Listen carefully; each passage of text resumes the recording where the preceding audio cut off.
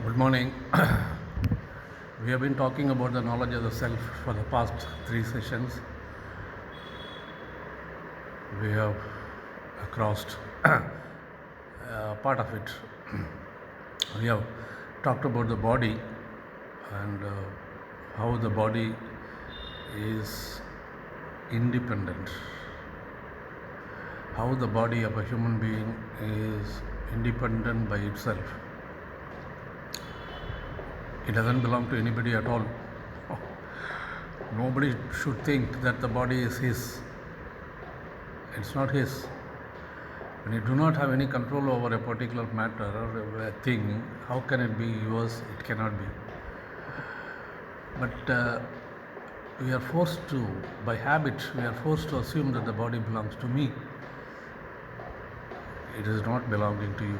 Look at the way it acts. You see, when you feel hungry, the feeling of hunger comes to you. When you feel thirsty, the feeling of thirst comes to you. When you feel sleepy, that feeling comes. When you feel sexy, that feeling comes. In medical terms, they used to call it as a circadian rhythm. Body has got a clock. So, according to that chronological time, the body sends a message to you through the mind. You feel it, and then through the mind you feel it. The body feels, the body sends a message, and through the mind you feel it, and you satisfy it. If you feel hungry, you eat. If you feel sleepy, you sleep. That is how it is. So the body is an excellent auto mechanism which none has perfected in the world so far. And not one person. There are 700 crores of people, and take the case of all the other living creatures. The creation, if it is called as one, creation or the existence is beyond anybody's imagination. We are a speck in the ocean. We are a speck in a beach sand. That's all. But to cause this sort of living creatures to live in this world, the creation is a wonder. And we should think about it. At least a few times in a day, you should think how small I am, how big is this universe, the vastness, the boundaryless, the endless, the eternal. Against it, I am a small speck.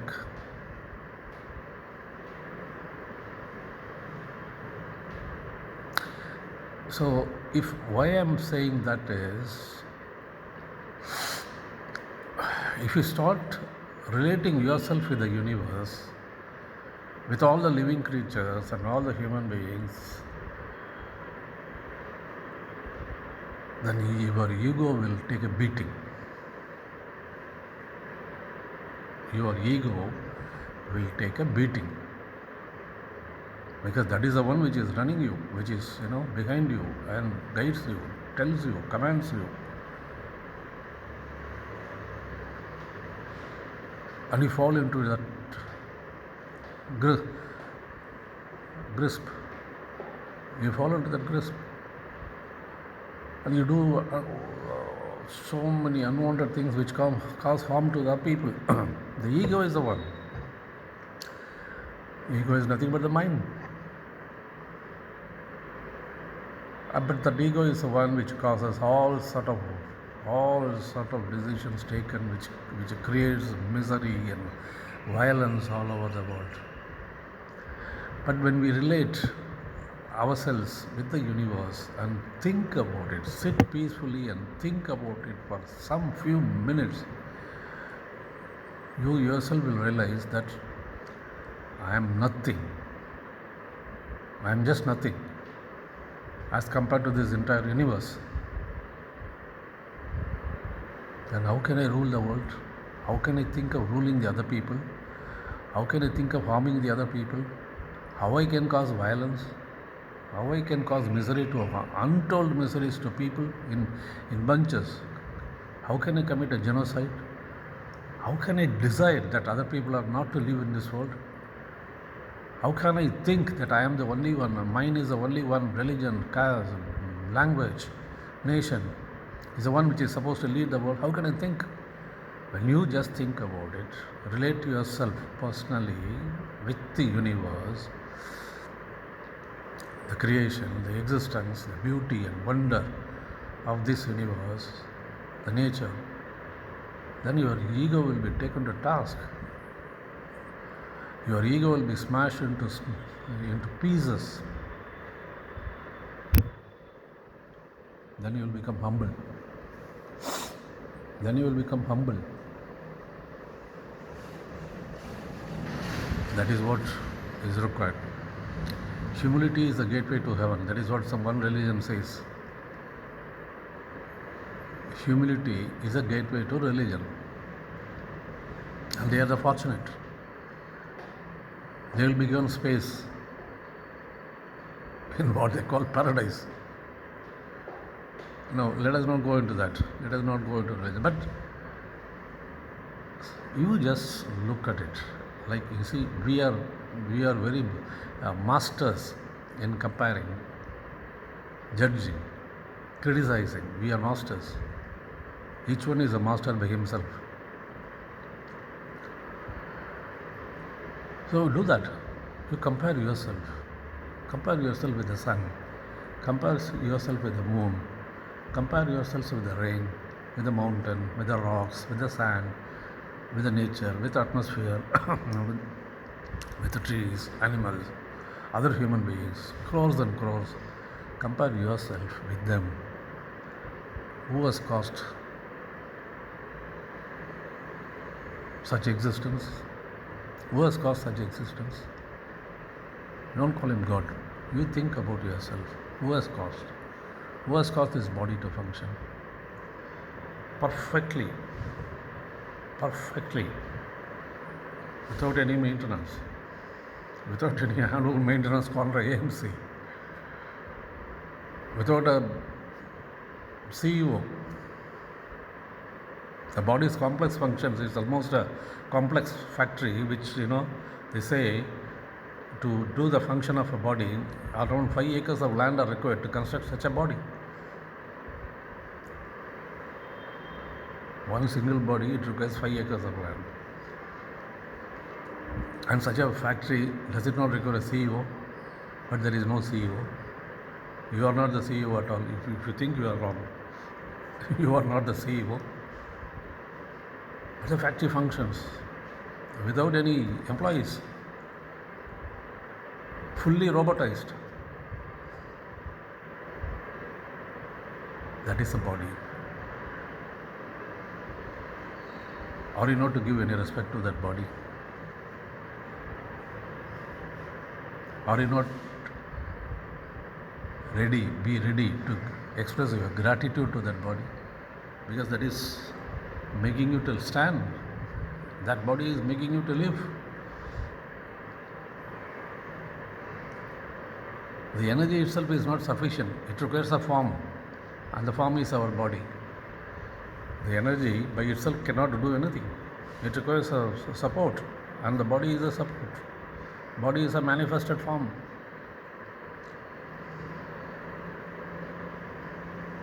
So, the body is supreme, but the body doesn't belong to you. This much should be understood. So when you understand that the body is not yours, then your attachment with the body comes down. As we say, we treat body as a third party, and then we say body is not well, body is having headache. There you don't attach the I at all. Don't say I am not well, I am having a headache. Don't say that, because you are not the body. That's a misinterpretation in the English language. Our language, our culture says exactly, it says you are separate, the body is separate, body is a third party.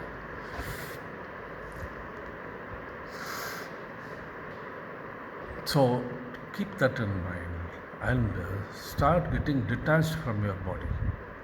Of course, I don't say that, but you have to maintain the body. Getting detached from the body is different from maintaining the body, because the body is required to live. The energy requires the body. Without the body, the energy cannot do anything. So the body is required. So you have to take care of the body. So when another elder person says,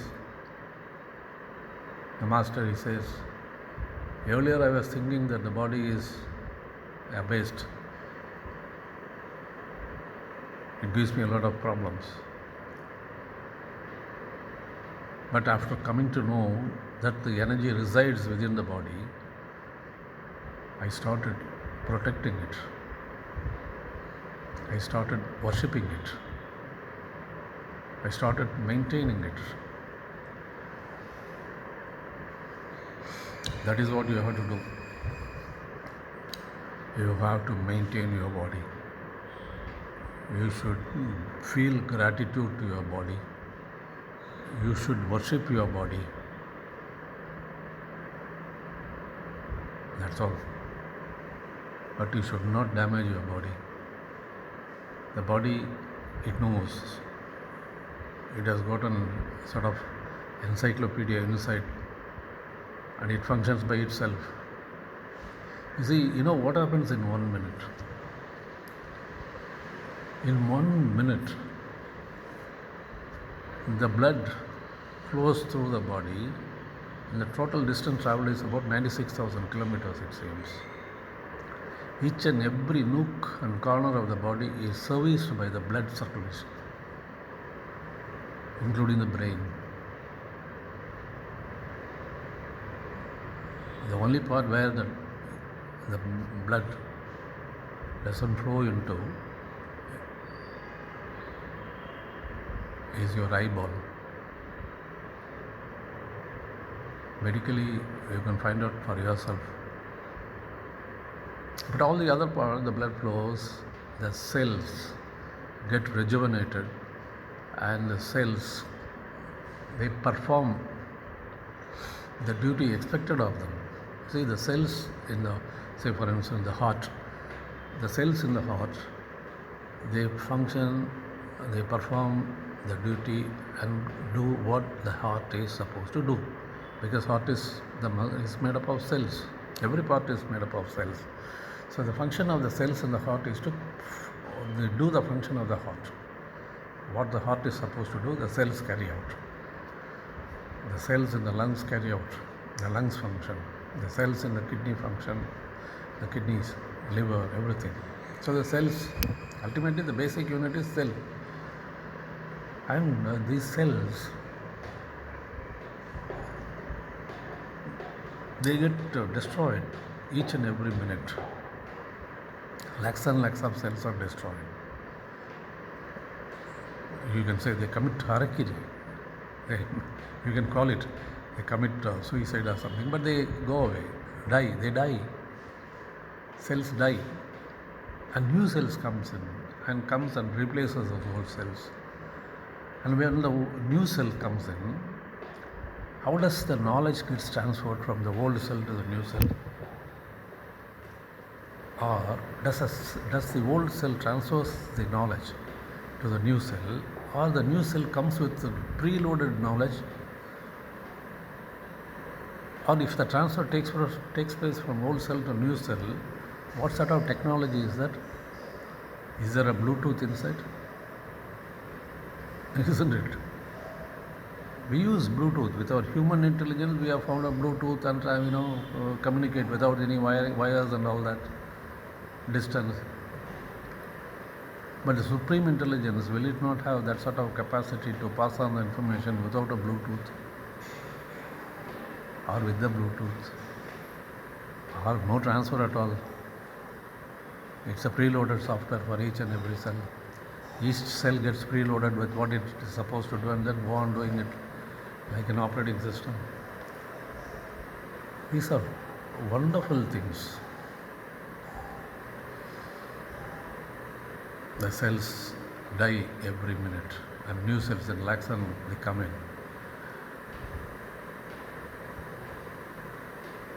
Once in 7 days, it seems it gets replenished completely. In fact, to tell you the truth, or if we can call it as a truth, you are not the person whom you were when you were a child. Because it seems once in 7 years, the entire body gets transformed into new one. Cells. The cells go on changing, new cells coming in. So once in 7 years, the transformation is complete. So it is not like a person joining a job and then retire the same job after 30-40 years. No. The cells are new. They get transformed, and the entire man gets transformed once in 7 years. So you are not the child you were earlier. Now you are an adult, but your childhood is gone. That form is gone. That physical entity as a child has gone. Everything is new. So every 7 years it goes on changing and all that. So you are not the same man as you were earlier. The only continuity is the mind. And the only other continuity is the energy within inside.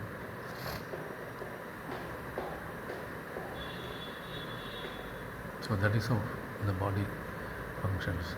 It functions. It takes care of itself. It doesn't require your guidance. It doesn't require any maintenance. But it doesn't belong to you. So all we can say is to say thanks.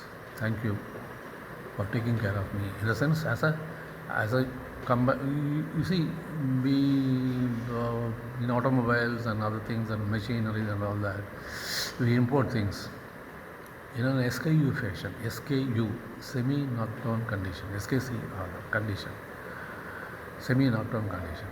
And they are imported, they are assembled here, and then it is made into a final car or a two-wheeler or a machinery and all that. So our body is also, we are like that. We are in a semi-knockdown condition when we are born. There is an energy, there is a body, and then a mind develops. All the three put together, assembled together, then it becomes a human form. Same SKC, semi-knockdown condition. And we become a final product, and that product lives for about 60, 70, 80 years and all that. So that is how it is. And there is something else also. Of course, we will deal with that in a later video.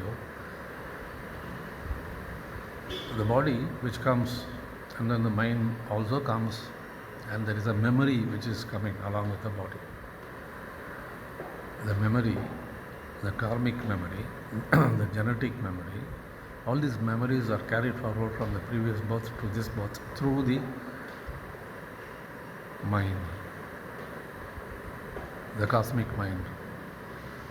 Through the cosmic mind it is carried. Whatever is your, say, previous unfulfilled desires of your previous birth, whatever is your likes and dislikes, and whatever your passions, whims, and all unfulfilled, they are being carried forward along with your karmic memory. Whatever you have done is carried forward, and that comes along with the energy, and that starts developing into the present birth, present body.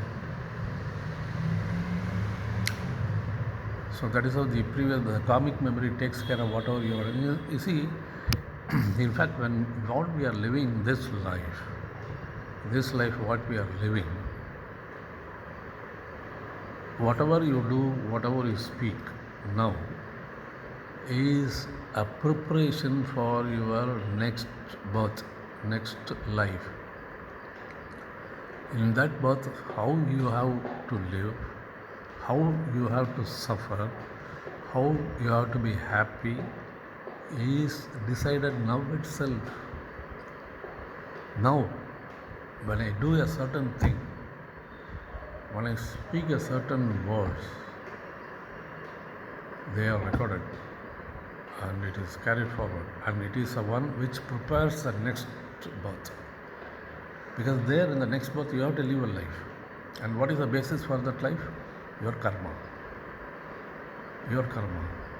The karma which you did this birth, and the hangover karma which is there, which cannot be loaded in one particular birth, is only apportioned apart.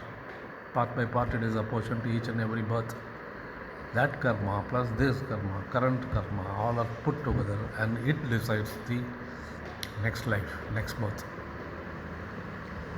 This is how it is. So just keep in mind what you are doing now, what you are speaking now is a preparation for your next life. You are preparing now itself, making it ready. You are making it ready for the next life. Did anybody think about it? We do think, we do a lot of actions which cause us happiness or misery. We speak, other people get offended.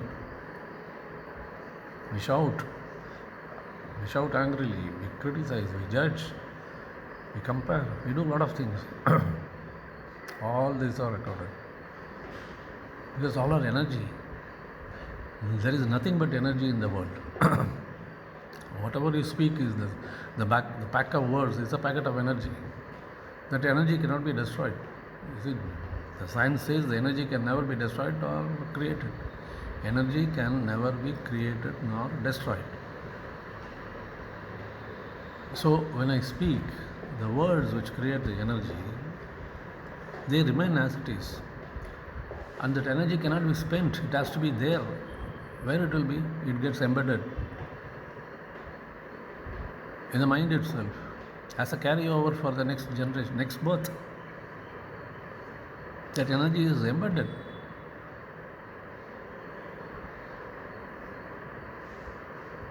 Like a CCTV camera, it goes on recording whatever you speak, whatever you do, whatever you act, everything gets recorded. And they prepare your next life.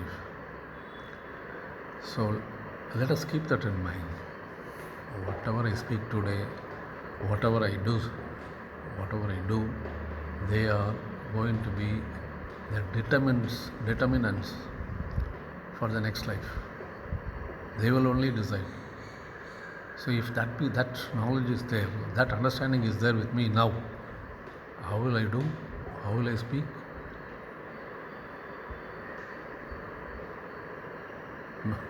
Without causing any hurt anybody, without causing any violence, without causing any harm to others, without causing any memory. I will be lovable. I will love all the people. I will love all the people. So that is how it is. So this is one point which we have to take care. We have to take care. This is the second step.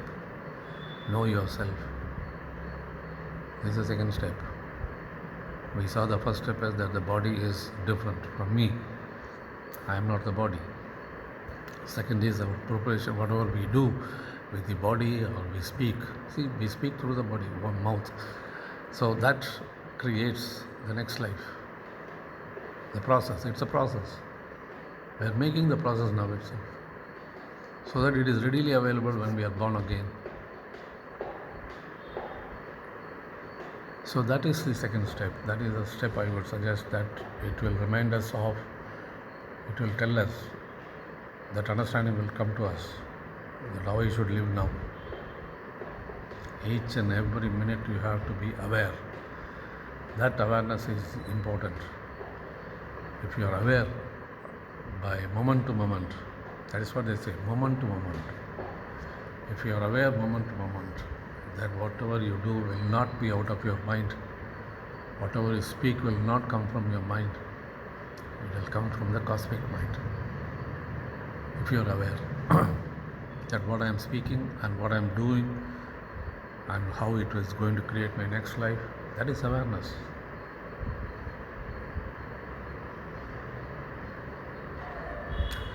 Okay.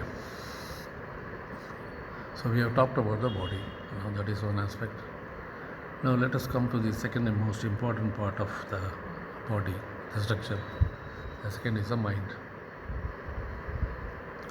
Now mind is unlike any other physical part of the body. It doesn't exist as a physical entity. It doesn't have a structure, it doesn't have a form, but it is there, isn't it? Everybody knows and everybody will accept that the mind is there, but it doesn't exist. But if I ask a question, now where does the mind exist? You say it doesn't exist as in a physical form, but still it exists. It is there, maybe in a wave form or something. Sorry. So if it exists in a wave form or whatever it is, where does it exist? Does it exist inside the body? Is it necessary for the body to mind to live within the body? Or does it live outside? Because the technology, we saw that the technology, what the Supreme Intelligence has got is superb. So is it not possible for the Supreme Intelligence to create a mind outside the body and dictate the body's functions? Dictate the body means my. Is it not possible? Is it necessary for the mind to reside within the body? Or does the body, mind, which is likely to be in a wave form, it exists in the outer world, just around me. Why should it remain inside the body? Why not the mind act like a remote control?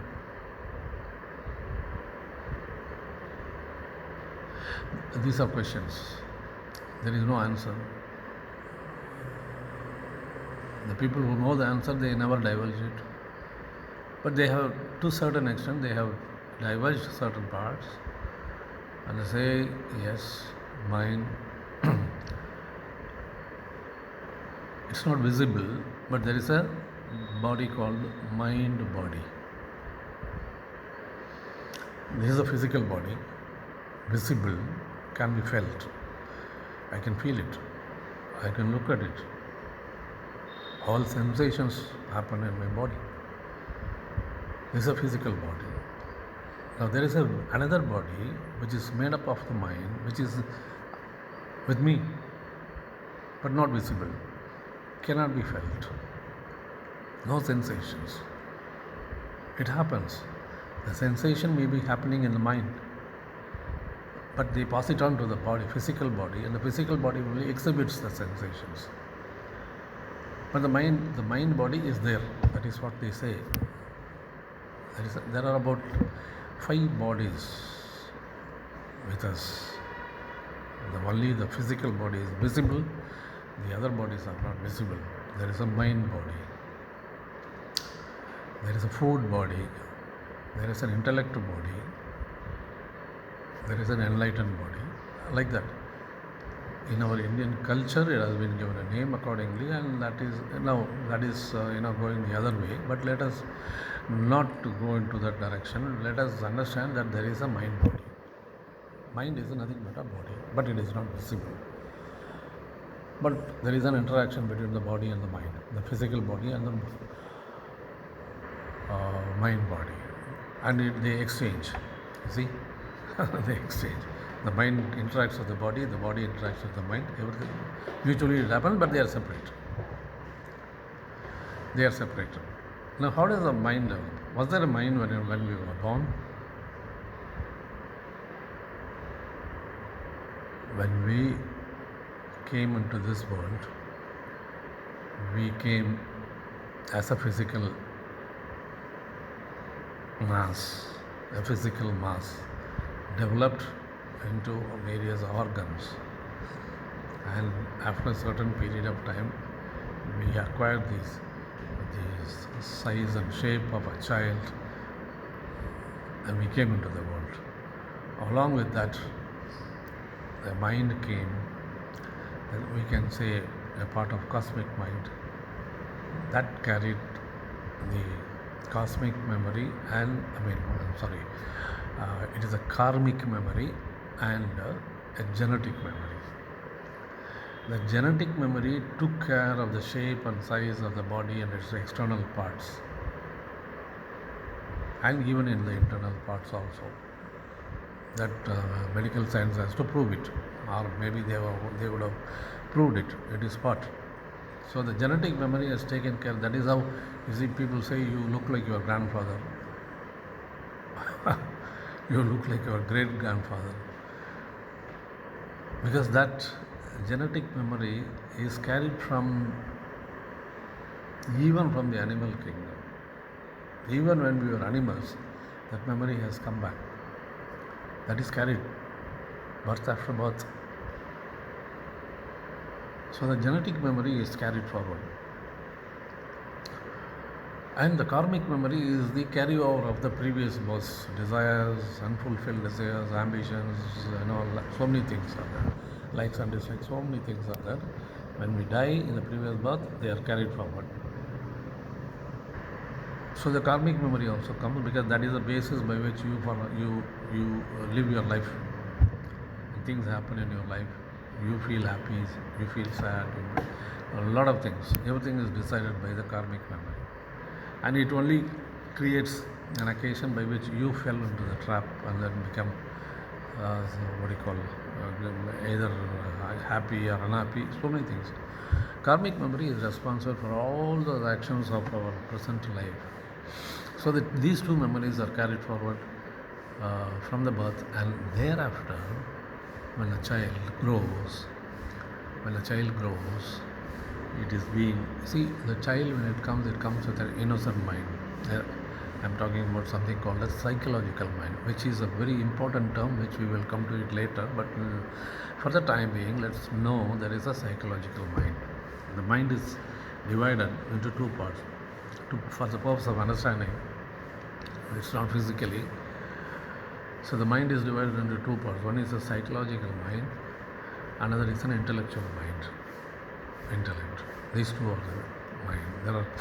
There are four parts of the mind, which the religious form, they say mind, buddhi, ahankar, siddham, and four types. These are the four basic divisions of the mind, and that is according to them. They have different functions and all that. We will come to it later. We will come to it as and when the situation comes. At that time we will try to explain what is that. So the mind, the child comes with an innocent mind. There is not a single blemish. There is not a single negative emotion. Pure, absolutely pure mind. It comes with that mind. Every child which comes into the world comes with such a pure mind. Sorry. So it comes with a pure mind. The karmic memory is different, the genetic memory is different, but the psychological mind is pure. Now when it starts growing, it listens to the father, mother, others and all that. They start advising, they start creating, trying to teach the child as to what to do and how to do and all that, which is good, which is bad, and so on. So the child starts learning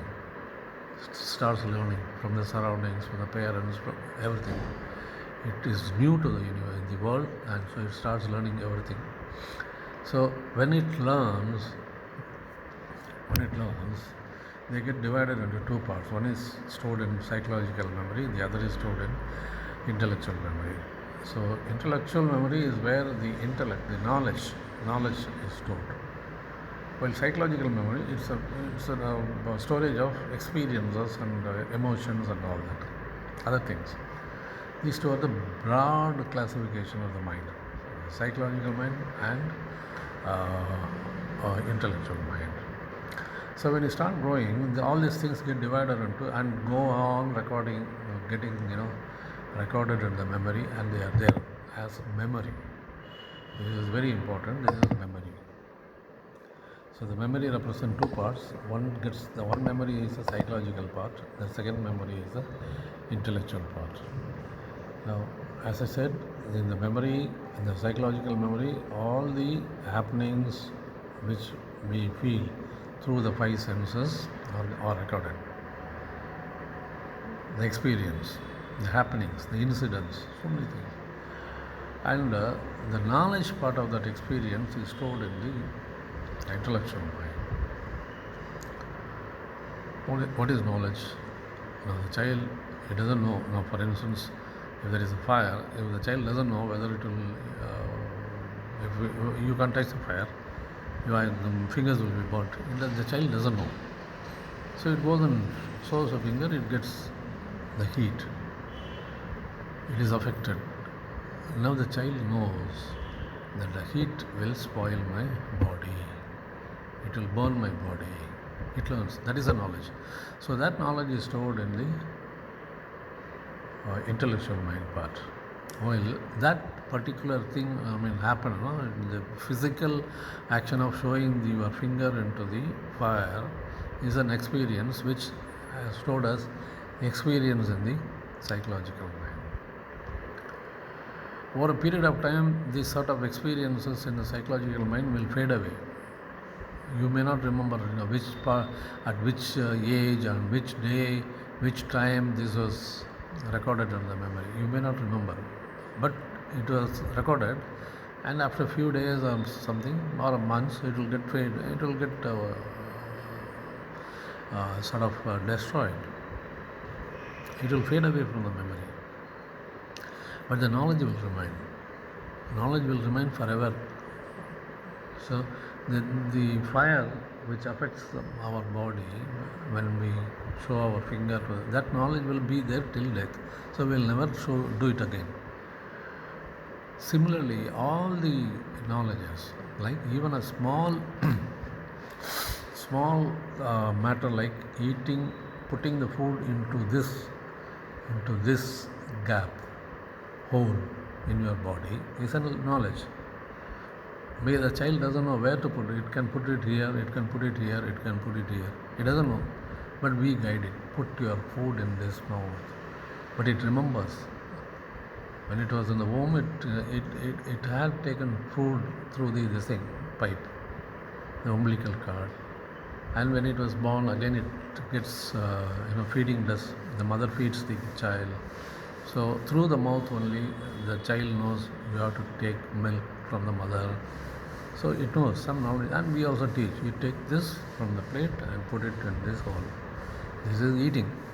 So this knowledge gets recorded in the intellectual mind. Knowledge, instead of saying intellectual, let us say knowledge mind. Okay, both are same. So that way, you learn anything, you read anything, all those knowledge gets recorded in the knowledge. You start learning about cycling, it gets recorded. Yes, you learn about cooking, it gets recorded. Dancing, music, swimming, jogging, walking, everything is recorded in the knowledge. All those are knowledges. Painting, see, they are stored. So whenever you get into a car or a scooter or a two-wheeler or something, immediately that knowledge portion comes and helps you as to how to drive the car. It helps from the knowledge portion. That is what the mind then you automatically do it.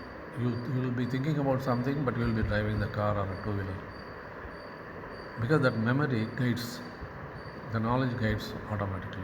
You just return from the office or you go to the station, you just walk.